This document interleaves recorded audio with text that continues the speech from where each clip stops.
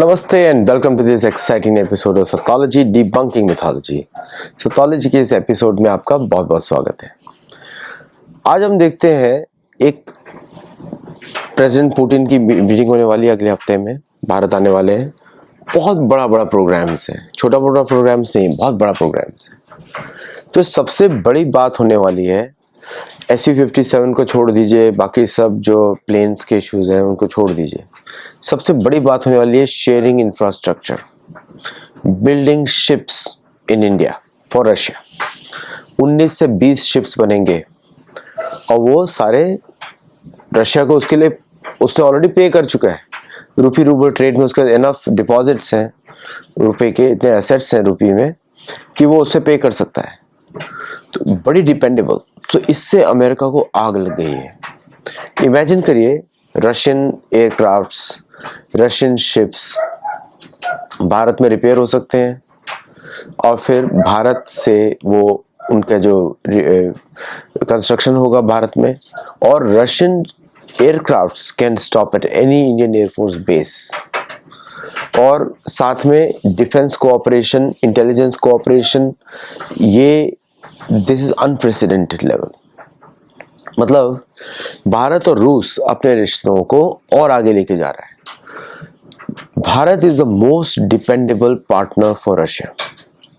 भारत में रशियंस के विरुद्ध कोई भी चिड़ नहीं है। भारत एंड इजराइल भी बहुत ही डिपेंडेबल पार्टनर्स है on strategic space, not on religious space. Religious space में जुडाइज्म जो है हमेशा सनातन धर्म के विरुद्ध काम करता है। आप ये समझ लीजिए कि but on religious side Russia के जो शमन कल्चर है, रशिया के जो ओल्ड एंशिएंट लैंड रूट्स हैं, वो सारे भारत से कनेक्टेड है। यहाँ तक आप समझ लीजिए कि सेंट्रल एशिया में जितने भी एंशिएंट रिलीजियस सिस्टम्स हैं जिसके आधार पे रशियंस कनेक्ट करते हैं टू देयर ओन रूट्स, वो सारे भारत से कनेक्टेड है। तो भारत और रूस के बीच में एक जेनेटिक रिश्तेदारी भी है कि भारत और रशिया के जो ब्लड कनेक्शंस हैं वो बहुत ही डीप है। और इसकी वजह से आप देखेंगे कि भारत और रूस के रिश्ते हमेशा दिल वाले रहते हैं। KGB ने, आपको याद होगा इतिहास अगर याद होगा, सोवियत समय में KGB भारत के विरुद्ध काम करता था क्योंकि वो उसको लगता था कि भारत जो है अमेरिका और ब्रिटेन के करीब है। लेकिन 71 के बाद सब कुछ बदल गया। 71 के बाद भारत को भी पता लग गया कि उसके असली दुश्मन है UK और अमेरिका, और उसके बाद से सारी पॉलिसी भारत की चेंज हो गई। तो वो जो 1971 का जो इंसिडेंट था, जो अमेरिकन फॉरेन पॉलिसी की बेवकूफ़ी थी, क्योंकि वो चीन को प्रमोट कर रहे थे, पाकिस्तान को प्रमोट कर रहे थे। निक्सन ने तो यहाँ तक बोल दिया था इंदिरा गांधी को कि मैं आपको जिंदा नहीं रहने दूंगा, मैं तोड़ डालूंगा भारत को। निक्सन ने ये बोला था कि तुम लोगों ने अगर ईस्ट पाकिस्तान पे एक्शन लिया तो मैं भारत को बर्बाद कर दूंगा। तब इंदिरा गांधी ने उसको बोला था, तुम वियतनाम का कुछ नहीं कर पाए, हम तो 10 गुना बड़े हैं। तब ये जो बातचीत हुई थी निक्सन और इंदिरा गांधी के बीच से, उसके बाद से परमानेंट फॉरेन पॉलिसी चेंज हो गया इंडिया का। और 1974 में भारत ने न्यूक्लियर टेस्ट किया। वो इसीलिए किया, उसको मालूम था कि अगर अमेरिका से बचना है तो न्यूक्लियर बॉम्ब्स होना जरूरी है, क्योंकि अमेरिका उसी देश पे सिर्फ अटैक नहीं करता है जिसके पास न्यूक्लियर बॉम्ब्स रहते हैं। पाकिस्तान उसके लिए एक यूज्ड ऑब्जेक्ट है। पाकिस्तान में वो अपने न्यूक्लियर बॉम्ब स्टोर करता था ताकि वो चीन के विरुद्ध या भारत के विरुद्ध या रशिया के विरुद्ध यूज कर सके किसी भी युद्ध में। वो नहीं चाहता था कि कोई भी देश अमेरिका तक पहुंचे, इसलिए पाकिस्तान को यूज किया गया बार बार। उसका जो ब्लैकमेल था भारत ने तोड़ दिया मई 2025 में।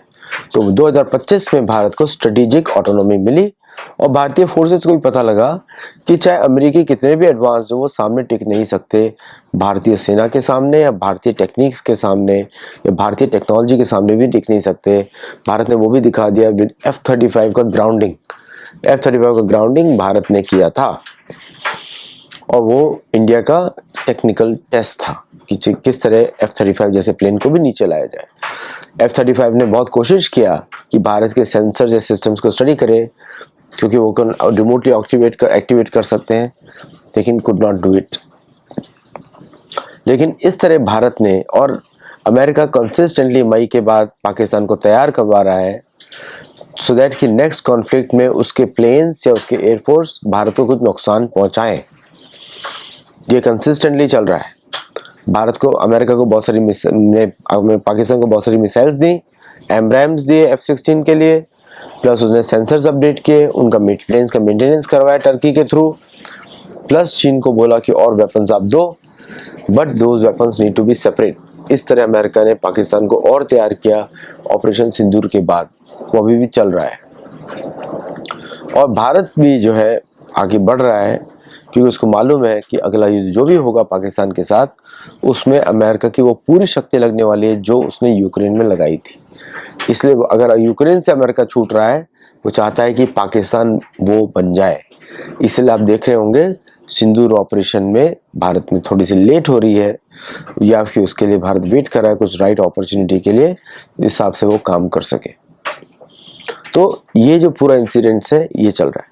अब इसके बीच में रशियन प्रेसिडेंट आते हैं।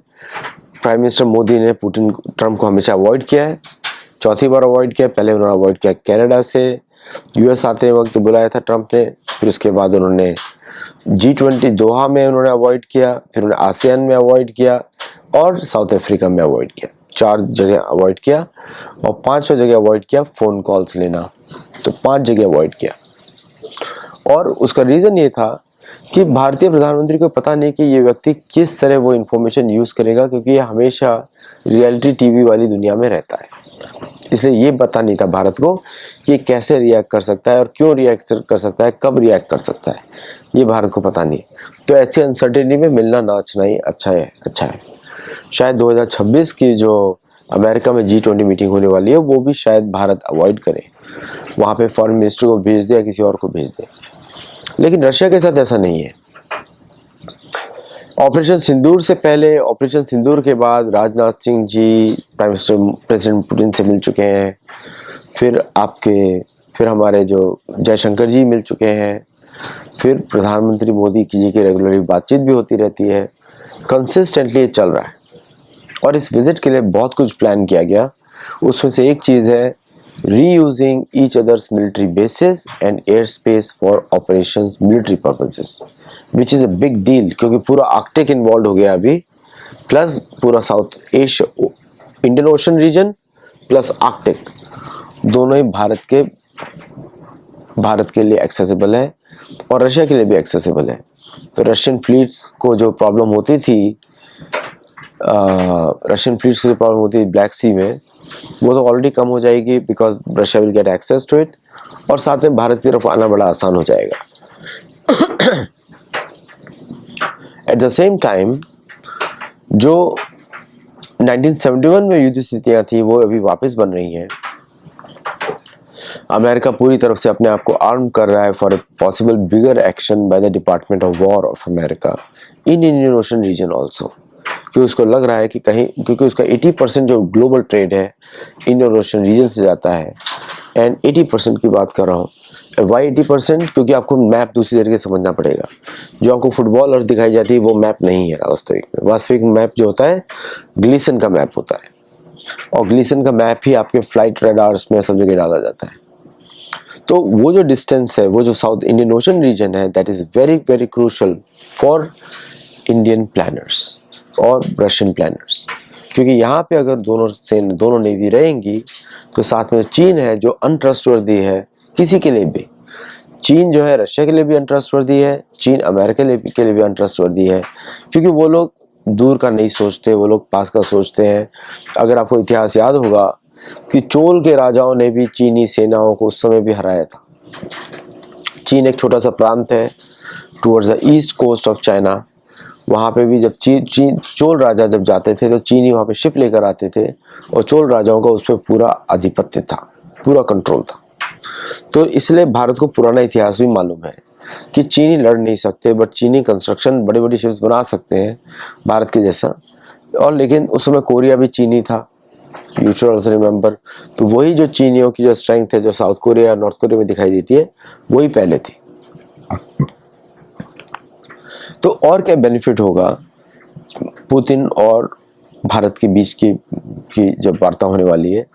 Joint production, expanding production, BrahMos का extension, plus joint passenger aircraft development, engine development, ये सारी चीज़ें डिस्कस हो सकती है रक्षा विशेषज्ञ में, रक्षा के संसाधनों में। और ट्रेड के रिलेटेड सी रशिया का सबसे बड़ा प्रॉब्लम पॉपुलेशन। पॉपुलेशन उसकी सिर्फ 14 करोड़ है और क्षेत्रफल उसकी जो विड्थ है वो 6200 किलोमीटर है और उसकी जो टॉप टू बॉटम जो लेंथ है वो उसकी है करीब 2000 किलोमीटर से 2500 किलोमीटर या 3000 भी हो सकती है। एक्चुअली उसकी जो टॉप टू डाउन जो विड्थ है वो 2500 किलोमीटर है और जो स्प्रेड है 6500 किलोमीटर, 6200 किलोमीटर अप्रॉक्सीमेटली, जो कि अफ्रीका की टॉप विड्थ से कम है बाय द वे। तो मैप्स जो हैं गलत दिखाई जाते हैं। तो रशिया और चीन और भी छोटा है, ओके। तो रशिया और चीन के बीच, रशिया और भारत की जो दोस्ती है वो रशिया और चीन की दोस्ती नहीं है। रशिया और चीन की दोस्ती में बहुत सारे उनके प्रॉब्लम्स हैं, लैक ऑफ ट्रस्ट की बहुत बड़ी प्रॉब्लम है। भारत और चीन की दोस्ती में ये सब प्रॉब्लम्स नहीं है। तो भारत के लिए textiles, food, spices plus Bollywood movies plus culture, ये सारे एक्सपोर्ट्स हैं भारत के। इंपोर्ट्स हैं वहाँ के से जो है टेक्नोलॉजी है, defence is a major import. I think उसको और भी एक्सपेंड किया जाएगा बिकॉज भारत का Sukhoi programme is very successful programme, BrahMos is very successful programme. Navy design में is not a successful programme because INS जो पहले रशियन गोर्शकोव था which was known as a large cruiser has not been a very fruitful exercise for India because of Indian foolishness। क्योंकि Congress party जो है पैसा खाने में लगी रहती थी, उसको प्रोजेक्ट कंप्लीशन से कोई मतलब नहीं था। तो गोर्शकोव पे भी उन्होंने पैसा कमाया होगा और रशिया का पुराना इतिहास भी है कि वो इंदिरा गांधी को भी रिश्वत देते थे। तो ये सब जो पुराने इतिहास है प्लस जो एग्जिस्टिंग जो फ्रेमवर्क्स है उसमें भारत और रशिया की रिलेशनशिप अब काफ़ी इम्प्रूव हो चुकी है। अब बराबरी वाली इंफॉर्मेशन रिलेशनशिप। रशिया के लिए भारत एक बहुत ही इम्पोर्टेंट सोर्स ऑफ ट्रेड है और रशिया भारत के लिए is an important source of rare earth and technology, specially in the defence sector. Russia जो है भारत के साथ बहुत कुछ लर्न कर सकता है in software development, but logic में Russians can, India can learn from Russians how to build complex systems, specially in radars. Radars में भी भारत का बहुत अच्छा हाथ है, but Russian technology, mechanical technology is much more superior in terms of reliability. Russian planes जो है बिना can land on the belly. और जो लोग भी बात करते हैं कि Russian planes are not as per the western standards, वो R117S का परफॉर्मेंस देख लें, वो AL51 का परफॉर्मेंस देख लें। The reliability now is 6 to 8 hours more than any western platform. Plus Russia ने बहुत इम्प्रूव किया है ड्रोन्स में और सॉफ्टवेयर्स में। तो very meaningful collaboration Russia and India on AI के ऊपर I can see lot of things can be done between Russia and India. Russian mathematical physicist and brains plus Indian अपना गणितज्ञ और अर्थशास्त्री can create a very robust systems. Satellite communication में भी भारत और Russia can collaborate a lot because satellite communication में जो certain bands with Russians operate, see India has an as in satellite making. India has a demonstrable edge in rockets. अब पहले नहीं थी, आपको याद होगा क्रायोजेनिक इंजन रशिया ने मना किया था भारत को देने से, भारत ने खुद ही बना लिया with Russian help. Nuclear submarines Bharat की विद रशियन हेल्प बनती है। तो ये जो कोलैबोरेशन वो अमेरिका के साथ कभी अचीव हो ही नहीं सकता। There can be no, America के साथ बिजनेस साइड में कोलैबोरेशन हो सकता है, डिफेंस में नहीं हो सकता बिकॉज ट्रस्ट नहीं है, डिफेंस में ट्रस्ट नहीं है क्योंकि अमेरिका के गेम्स चलते रहते हैं 24 घंटा। बिकॉज एंग्लो सैक्सन ब्रीड जो है वो किसी के साथ भी शांति से नहीं रह सकती, अपने परिवार के साथ भी शांति से नहीं रह सकती। एंग्लो सैक्सन ब्रीड कैथोलिक के साथ भी शांति से नहीं रह सकती, मॉर्मोन्स के साथ भी नहीं रह सकती, वो रह ही नहीं सकती। वो एक अजूबा मेंटल केस है वो, उसको स्टडी करने की आवश्यकता है। मैंने बुक्स में बहुत अपने बताया है किस तरह आप उस रेस को समझ सकते हैं, ब्रीड को समझ, मैं ब्रीड बोलता हूँ, रेस नहीं बोलता हूँ, क्योंकि वो बहुत सारा इन ब्रीडिंग है, मूवमेंट है, सेक्सनी से मूवमेंट है, स्कॉटिश मूवमेंट है, जर्मनिक मूवमेंट है, ऑल दिस थिंग, हंगरी से मूवमेंट है। तो इस सब से मिक्सचर से बनी हुई रेस है और ज़्यादातर वो ट्रेड पे ही काम करती है और कुछ नहीं कर सकती उसके अलावा। They are very good in selling, वो किसी गंजे को कंघा भी शायद बेचते करते हैं, रेगुलरली करते हैं। तो रशिया और इंडिया का बहुत सारा कोलैबोरेशन हो सकता है in the AI space, in the business application space, in the technology space, उसमें हर जगह कोलैबोरेशन हो सकता है। और भारत और रशिया का रूपी रूबल ट्रेड तो बढ़ेगा ही, कम नहीं होगा। फार्मास्यूटिकल्स में भी भारत बहुत कोलैबोरेट कर सकता है, प्लस सर्विसेज में बहुत कोलैबोरेट कर सकता है, क्योंकि रशिया में इतनी जनसंख्या नहीं है। Offshoring from Russia can create a big industry in Russia for India. और रशिया का currency level is same as euro, तो there is a good exchange possibilities between India and Russia. Obviously Russians are not Americans, तो उनका open हर चीज़ business में नहीं चलता है, तो true offshoring can not happen from Russia unless they create big companies. और Russian oligarchs जो हैं हमेशा करप्शन के दायरे में रहते हैं, और रशियन जो ओलिगार्क्स हैं सेल्फिश भी हैं काफ़ी, उनका इन्वॉल्वमेंट अमेरिका के साथ बहुत ज़्यादा है। यू कैन सी कि Gorbachev was purchase by Americans, एक एग्जाम्पल है उसमें। क्रुश्चेव का भी ऐसे ही था कुछ। सो वी नो कि Russians are not American, Americans are not Russians. तो भारत को तो मालूम है कि रशिया, और अगर आप भारत को तो मालूम है कि रशिया के साथ is a different relationship, America के साथ इज डिफरेंट रिलेशनशिप। रशिया के साथ युद्ध लड़ा जा सकता है, मतलब टुगेदर। अमेरिका के साथ आपको युद्ध लड़ना पड़ेगा अमेरिका के विरुद्ध, या अमेरिका को आपके विरुद्ध, ये करना पड़ेगा। And American Anglo-Saxon enmity towards brown skin racism is a major problem, जो रशिया में एग्जिस्ट नहीं करती। रशिया में लावरोव, पुतिन, ये there are very sensible politicians. They know the value of looking east, और ईस्ट में भारत ही आता है, साउथ आता है Bharat, because Russia is spread over all over the west to east है, तो इसलिए भारत उसके लिए इम्पोर्टेंट है। Plus Indian access to Arctic Ocean for trading with Norwegian countries, Scandinavian countries, उसके लिए Russia is a fantastic option through Vladivostok, and वहाँ से अमेरिका के साथ भी ट्रेड बड़ा अच्छा हो सकता है थ्रू अलास्का। तो ये सब अपॉर्चुनिटीज़ हैं भारत के लिए, और रशियंस के लिए भी बहुत अपॉर्चुनिटीज़ हैं। रशियंस के लिए ज़्यादातर अपॉर्चुनिटीज़ है in the areas of spices, और मैंने ऑलरेडी बता दिया कौन कौन कैटेगरीज है। And also in the space defence network, जैसे कि स्टारलिंक के साथ अगर compete करना है या स्टारलिंक को अवॉइड करना है, तो उसमें रशियन टेक्नोलॉजीज़ की आवश्यकता पड़ेगी या रशियन सैटेलाइट्स की आवश्यकता पड़ेगी। सो ऑलरेडी भारत का जो GSAT-7R है, that is more powerful than many Russian satellites. लेकिन रशिया का military applications, military brains are phenomenal. Bharat का defence equipment is still 70% to 80% is Russian origin, लेकिन उसके अंदर जो भारत ने चेंजेस किए हैं, in that America, Russia is interested. तो आप उधर भी देखेंगे कि बहुत सारा collaboration you will come and see on T-90, on Sukhoi 57 और भी अदर प्लेटफॉर्म से, क्योंकि with the delays of American engine, see American हमेशा अपने आप को पैर पे गोली मारते हैं। F-404 पे क्या डिले हो रहा था, उस that should become the national priority in America to supply to India, लेकिन नहीं कर रहे हैं, तो अपने पैर पे गोली मार ली उन्होंने वापस। फिर उन्होंने फिर वापस एक और गोली मार ली कि सैंक्शनिंग, ट्रेड बैरियर्स, टैरिफ लगाना, उसमें भी गोली मार ली। 71 के बाद से जो भी अमेरिकन ने किया वो सब उन्होंने पानी में धो दिया ट्रंप ने। तो अमेरिकन स्ट्रेटेजिक ब्लंडर्स वो इंडिया रशिया के रिलेशन को आगे बढ़ाते हैं, और this is the major outcome of American policy failure कि India is now looking towards Russia for creating a strategic depth. India को जरूरत नहीं है, बट स्ट्रेटेजिक डेप्थ।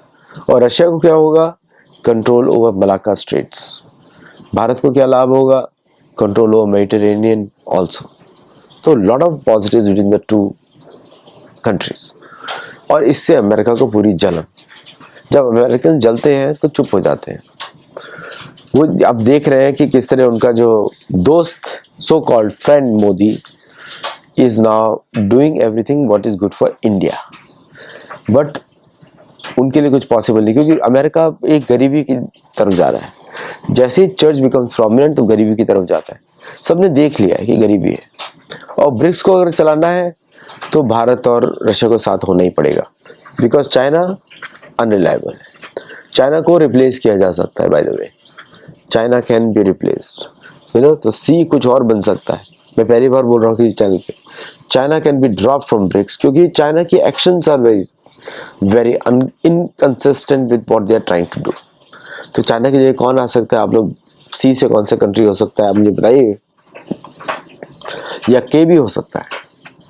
तो वील हैव टू सी कि कौन सा कंट्री होगा जो चाइना को रिप्लेस करेगा with N equally impressive scenarios. तो ये लोग ये बोलते थे इंडिया को रिप्लेस कर देंगे इंडोनेशिया से, that is impossible, because Indonesia का इकोनॉमी इतना बड़ा नहीं है, plus Indonesia is an Islamic country, वहाँ का they are completely sold out to the west. तो जो भी और कंट्री जुड़ेगा ब्रिक्स में, it has to be Brazil, Russia, India is very common, S is common, C और के में से चूज करना पड़ेगा कौन सा कंट्री हो सकता है जो भारत के साथ रहे, या भारत के साथ और या फिर वो एक becomes important part of this particular puzzle of BRICS, जो कि गोल्डमैन सैक्स का टर्म है। वो ब्रिक्स की किसी कंट्री से बना है नहीं। इस विजिट में ये भी डिस्कस हो सकता है कि ब्रिक्स की जो कैपिटल है can be located either in India और in Russia. I think BRICS का जो सेक्रेटेरिएट है can be made either in India और इन रशिया।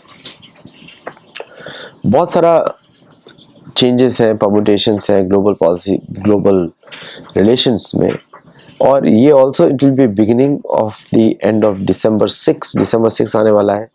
तो अभी आप देखेंगे कि अभी तो कोई मिलिट्री एक्शन भारत लेगा नहीं अगेंस्ट एनीबडी, क्योंकि let the president Putin's visit happen, उसके बाद ही कुछ होगा।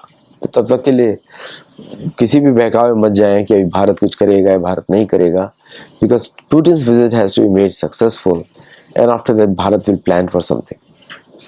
तो ये सब है जियोपॉलिटिक्स में, धार्मिक विश्लेषण में। अगर आपको वीडियोस अच्छे लगे तो हमारे मेंबर्स बनिए, उनको सपोर्ट करिए, बहुत सपोर्ट की ज़रूरत होती है। हमारे गुरुकुल में जुड़िए और हमारे साथ सीखिए। नमस्ते एंड जय जगन्नाथ। Thank you.